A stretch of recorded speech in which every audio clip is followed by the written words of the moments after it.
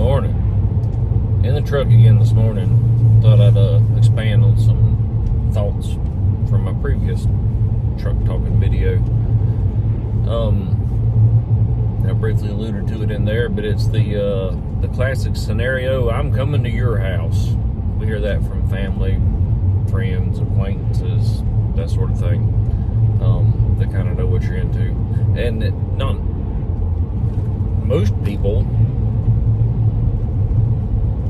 family-wise, they don't 100% know what we're into. They just know we do the farming thing, and so therefore they think we have excess food and we should give them some. Things get really bad. So I'm gonna try to keep it short and not get long-winded about it. But we're ramping up on our security protocols. There's a horn blowing as I'm driving by. Because my wife left the office to go back to get something at the house, one of the computers. There's a tree company there, because we have a power line right away that runs through our property. And of course, we had no idea they were coming. They kind of show up sporadically. They've been cutting on our power line for months. Because they put it off, and they're finally back. So, but they're still not consistent about it. So anyway, people just show up on our property, and that could happen to you too, which could be a huge security issue. We have cameras and all that kind of stuff, but if you don't check them, I keep the notifications turned off because they're irritating. So we're gonna move forward with putting the gate in and all that kind of stuff. I've already put the rocks and all that in place so you can't go around them. But kind of the way it's going to work out is people that show up at our place, they're of course going to be confronted with a primary gate that in any kind of situation will be shut. My parents also live connected to our property, so they don't want the inconvenience of having to deal with the gate. So it'll be open most of the time, but you'll come to the gate. We have a delivery box already there. You're going to open the delivery box. There's going to be a set amount of items in there. Whoever is at we'll call it the gate guard shack, about a quarter mile away, can see said box. You will then do some type of visual signal and or radio. We're talking about probably doing both. You do the wrong signal, you better have a very good explanation on the radio, or you're definitely not getting in. Okay, that's primary stop point.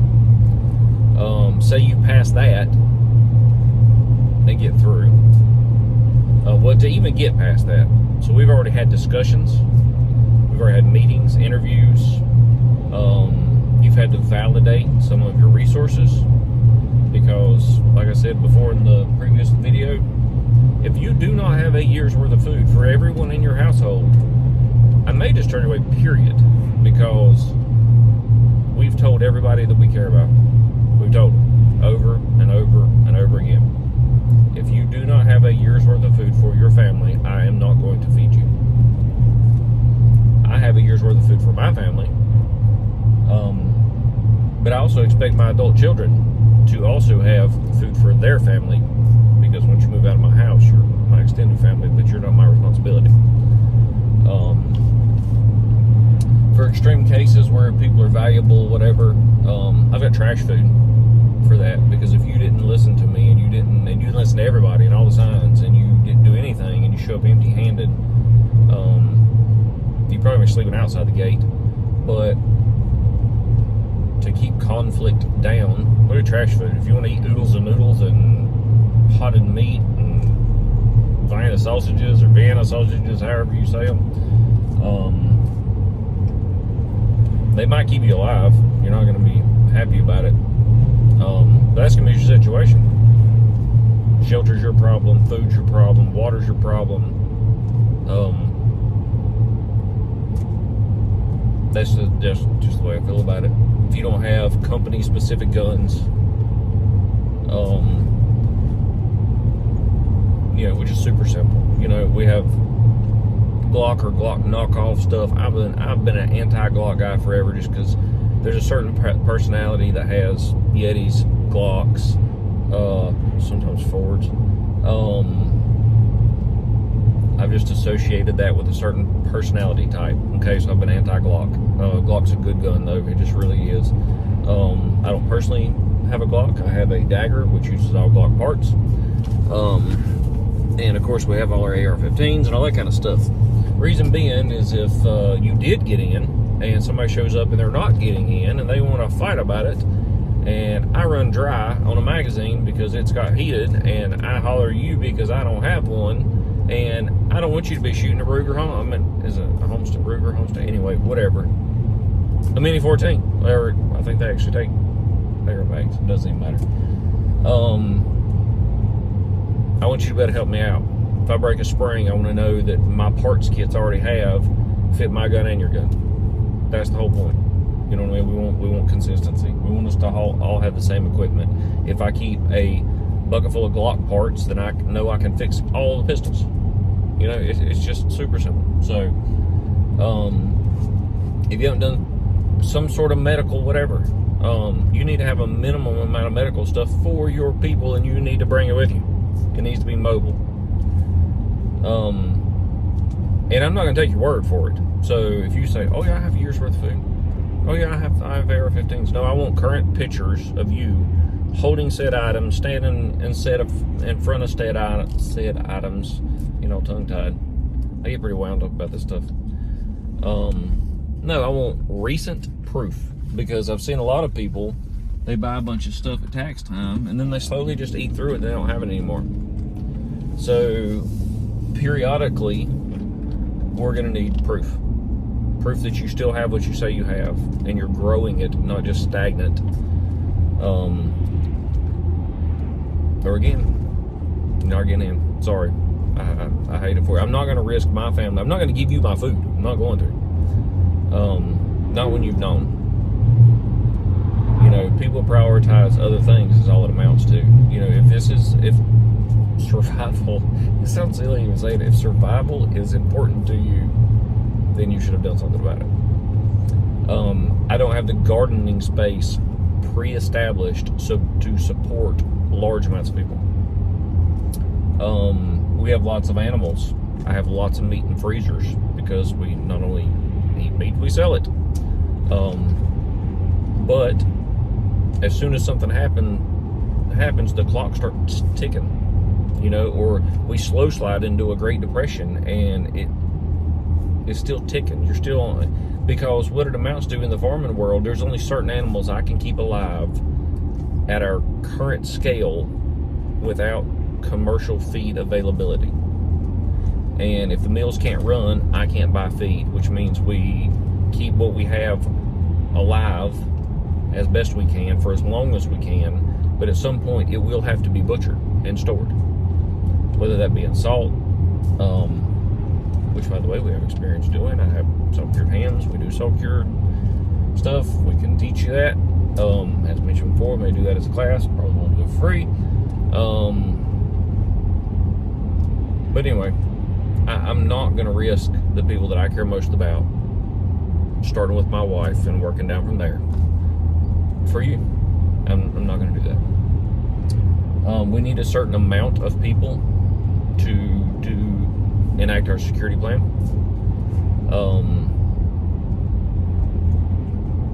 But even if the people show up that I had planned to be on the security plan don't have the things we're talking about, then I'm probably not going to let you in. You might camp outside, may even set up some outside camping sites. You know, you better have your freaking tent or a camper or some way to shelter your family. It's not my problem. We're going to be doing some glamping sites for farm revenue. But my kids are probably going to end up with those. You know, and I doubt they would even watch my videos. They probably think it's silly, but they better have their stuff squared away too, or we're going to have very bad conversations there, because anyway, there's no point in elaborating on that. So I'm going to try to keep this short. If anybody watches this, that is part of my core, and you know that I am talking to you. Get your stuff squared away. I am not going to support you if everything goes bad and you've known and you've had the resources and you've pissed them away on whatever the crap people piss money away on these days. And it's a lot of silliness usually. Be serious or don't show up. Just absolutely do not. If you think you're going to show up and you're going to eat off of my stockpile while you learn to garden, no. Or while you learn to hunt, no. Or while you learn to take care of animals, no. No, you need to know it now, you need help now, or don't show up when it's bad. It's mountains of work. That's all I do is work.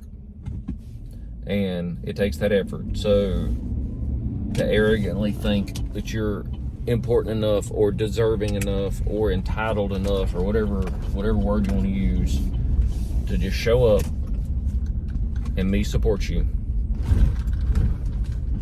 then you're wrong. Go somewhere else.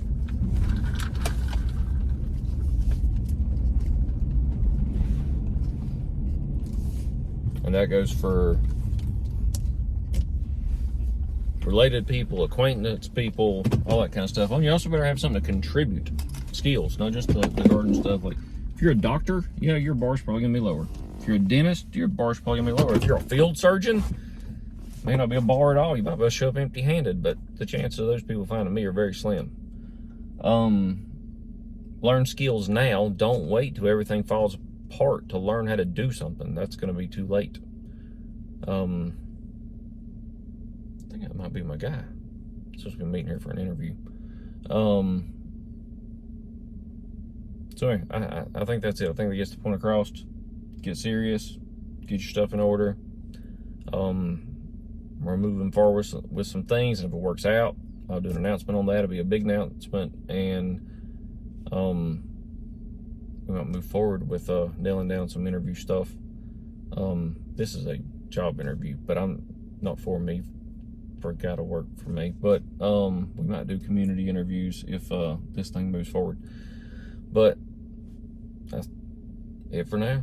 Thank y'all. Good morning. I'm gonna add another video clip into a video I thought about not posting, but I may do it. So there's our main road.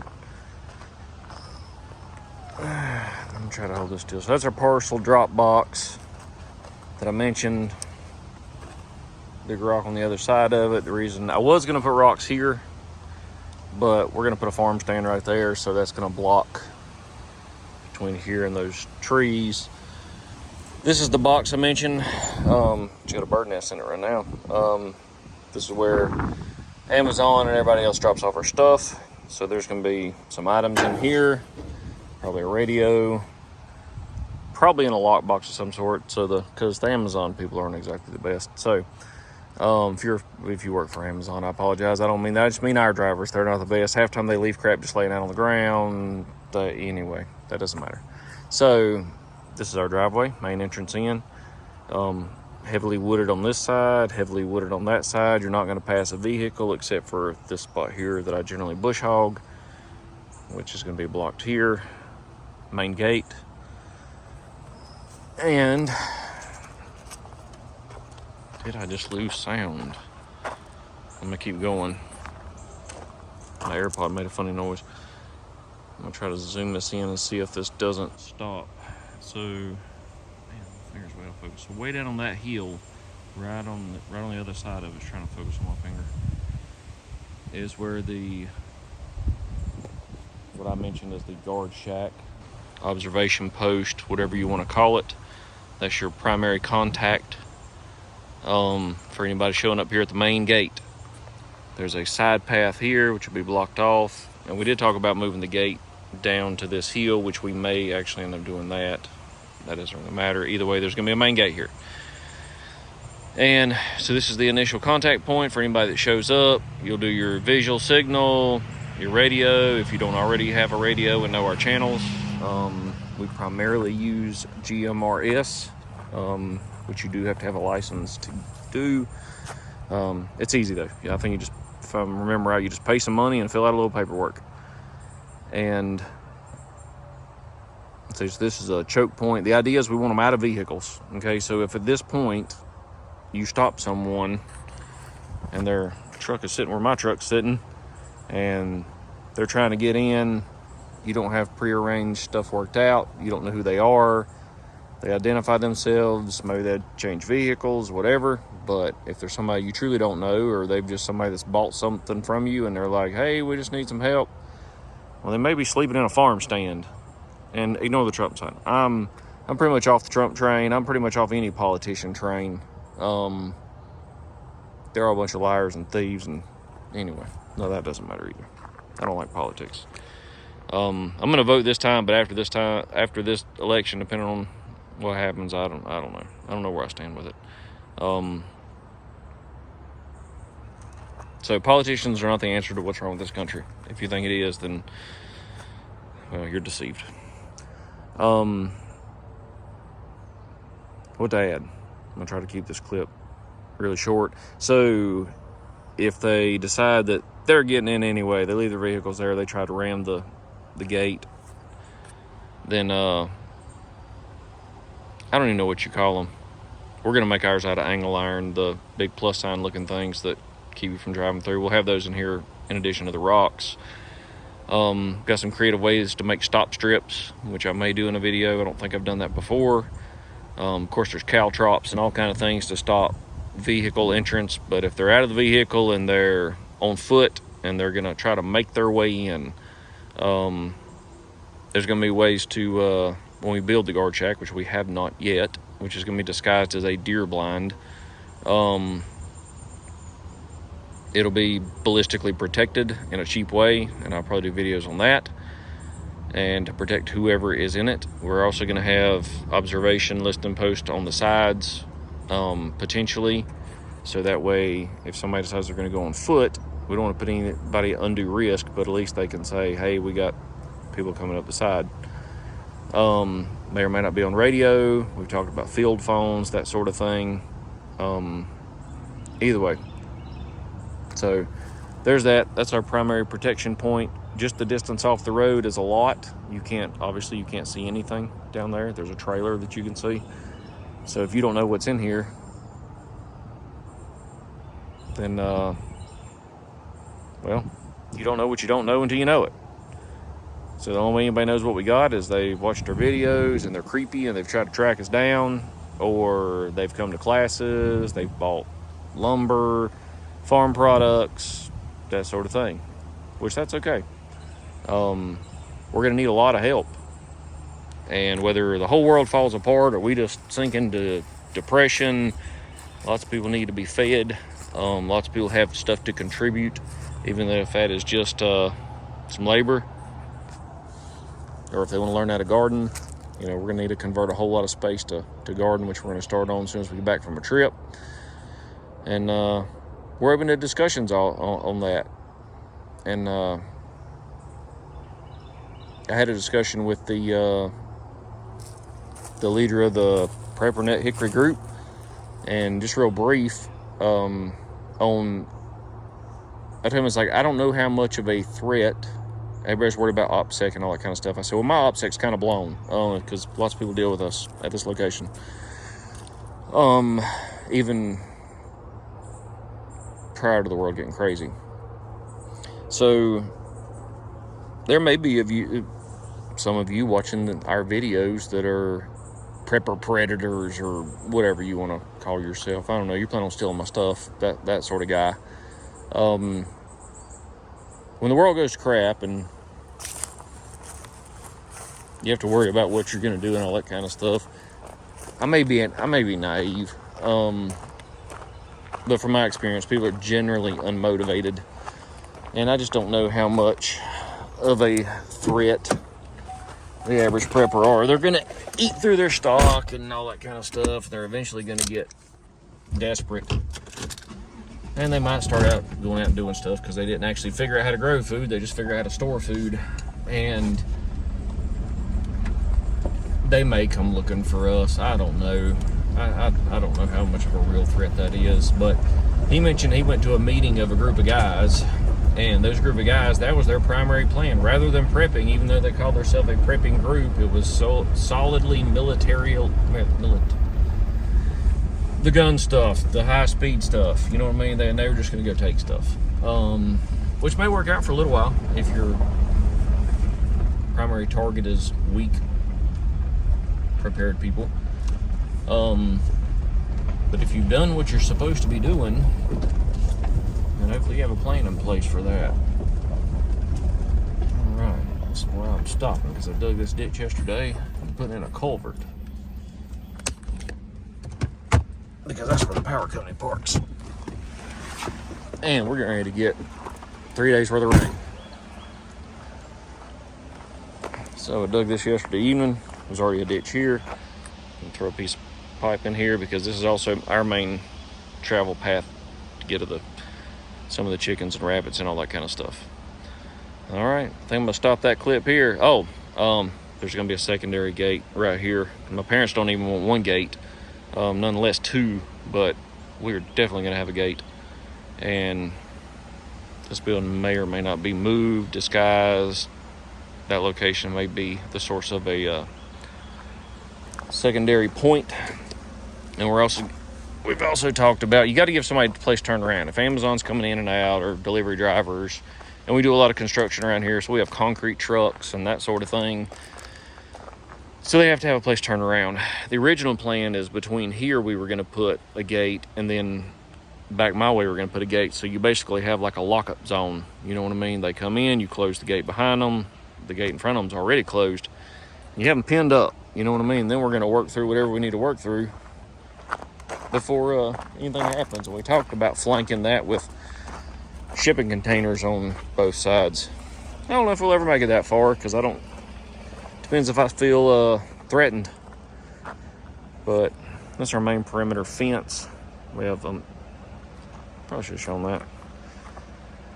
So anyway, we have a fence that runs all the way down through there. It was originally put in for cow/security.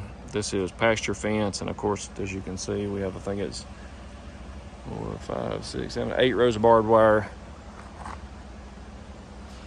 And we have some spicy stuff we do on that if things get wound up. All right, just a little addition to the I'm coming to your house video. Thank y'all.